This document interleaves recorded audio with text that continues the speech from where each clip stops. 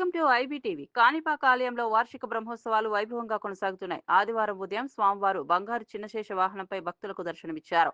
ఈ సందర్భంగా ఆలయం ప్రాంగణం భక్తులతో నిండిపోయింది. గణనాథుని దర్శించుకోవడానికి వేలాది మంది భక్తులు తరలివచ్చి ప్రత్యేక పూజల్లో పాల్గొన్నారు. మంగళ వాయిద్యాల మధ్య భక్తుల నినాదాలతో వాతావరణం భక్తి రసభరితంగా మారింది. ఆలయ అధికారులు పూజా కార్యక్రమాలు నిర్వహించారు. రాత్రి భక్తులకు బంగారు పెద్ద శేష వాహనంపై దర్శనమిచ్చేందుకు ప్రత్యేక ఏర్పాట్లు చేశారు. ఈ వాహన సేవను వీక్షించేందుకు రాష్ట్రం నలుమూలల నుండి భక్తులు పెద్ద ఎత్తున చేరుకుంటున్నారు. కాణిపాకంలో ప్రతిరోజు జరిగే వాహన సేవలో విశేషంగా భక్తులను ఆకట్టుకుంటున్నాయి.